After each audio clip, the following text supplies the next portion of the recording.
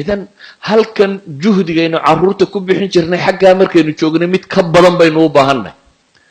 marka cilladu maaha inaynu ooyno oo nidhahnaa carruurtii baa luntay carruurtii baa afkii ka lumay carruurtii baa war waxani waa shaqadeenni iyo innagaa shaqadeenni ka soo bixi weyna aan isku qancinno marka koowaad waa marka labaadna keli kagama baxayne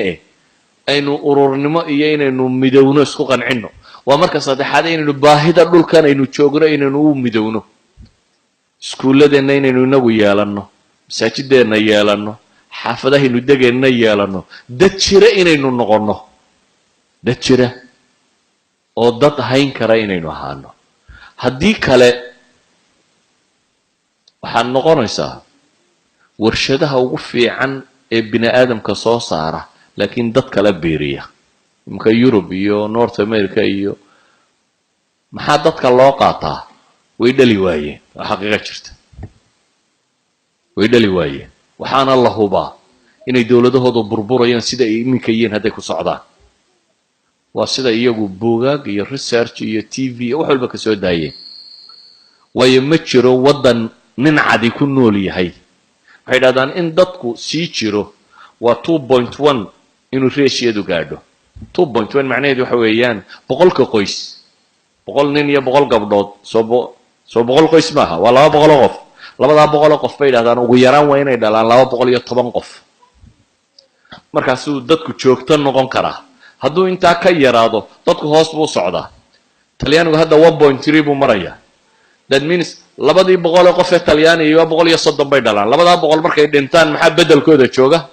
130 wadannada qaar 1.25 bay marayaan wadannada Yurub ugu sarreeya 1.8 bay marayaan 200 kastoo dhinta 180 qof baa bedelaya that means tiradii ay dagaalkii labaad ee dunida kaga baxeen hoos bay u sii socdaan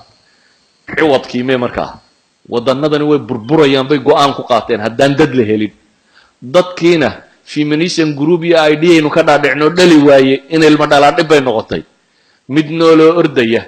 iyo mid aan shaqo kale inoo qabanay dhala weynaynu keennaa baa la yidhi marka warshadaha dhasha ayaynu nahay ee Yurub la geeyo soo samoogdin warshadaha soo dawladdu ma laha warshad qalabka u soo saarta dadka warshada soo saarana Soomaalida ka mid ah 6 dhal 7 dhal dabeetana hal la gurto waa maqashaan carruurtii waa la qaatay kuwa maaha kuwa aan qaadanina de waa hadiya aynu soodii u siinay way kori una way ka mid noqon akharka way koriya way ka mid noqon marka waa inuu kala dooranaa inaynu noqono warshadihii dalalka kale dhasha ay u haysteen carruurta u dhalaya kadeedka iyo dhasha watay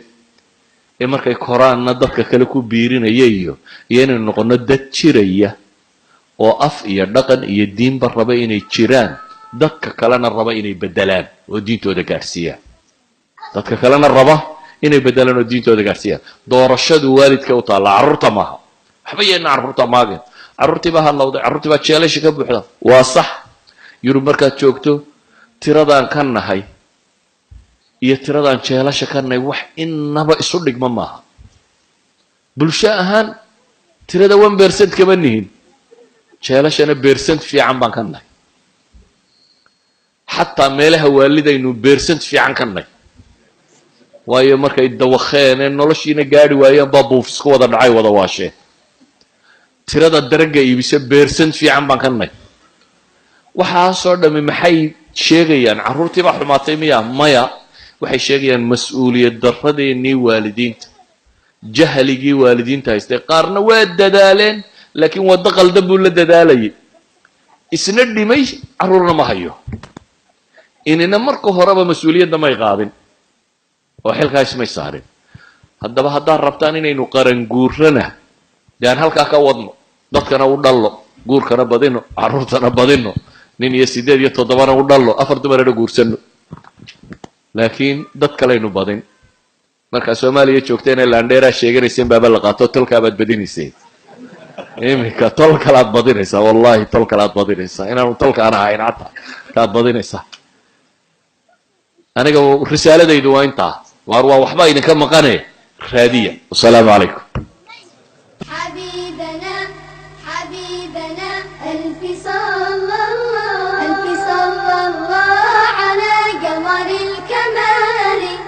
حبيبنا من سكن